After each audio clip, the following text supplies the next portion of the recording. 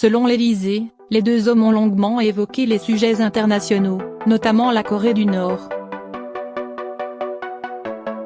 Depuis des semaines, Donald Trump et Vladimir Poutine soufflaient le chaud et le froid sur une possible rencontre à Paris, en marge des célébrations du centenaire de l'armistice de la Première Guerre mondiale. Les deux hommes, qui ont engagé leur pays sur la voie de la confrontation, ont bien fini par se parler. Mais pas en tête point autour d'un menu à base de homard, volaille et pommes de terre, Vladimir Poutine et Donald Trump ont longuement discuté à l'Élysée des sujets internationaux, en compagnie de leur hôte, le chef d'État français Emmanuel Macron et le secrétaire général de l'ONU, António Guterres. Une conversation à bâton rompu, selon la présidence française, lors du déjeuner en marge des commémorations de la fin de la Première Guerre mondiale.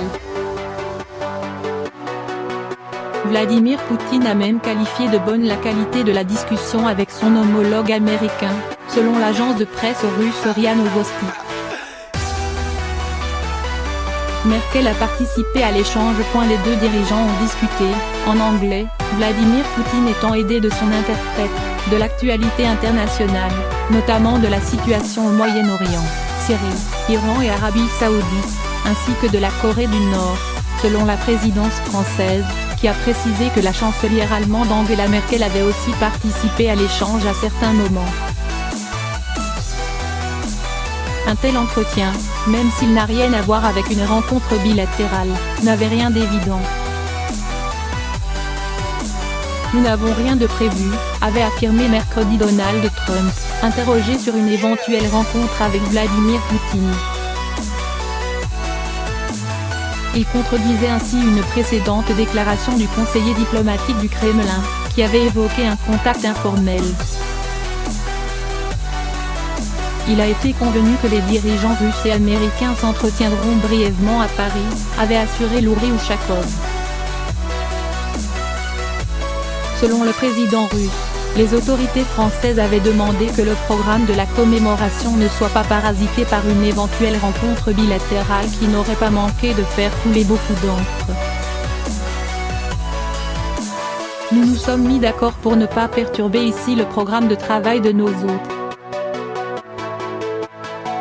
Il n'y aura pas de rencontre organisée ici, à leur demande, mais elle aura peut-être lieu en marge du sommet du G20 ou plus tard, a déclaré dimanche Vladimir Poutine, peu avant le déjeuner.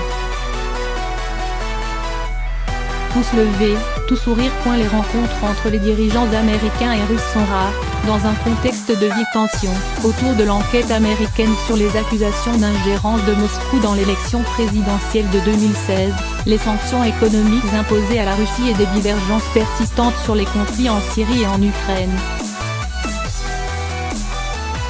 Trump et Poutine se sont rencontrés pour leur premier sommet bilatéral à Helsinki en juillet, à l'issue duquel le président américain avait été critiqué dans son pays pour s'être montré trop conciliant.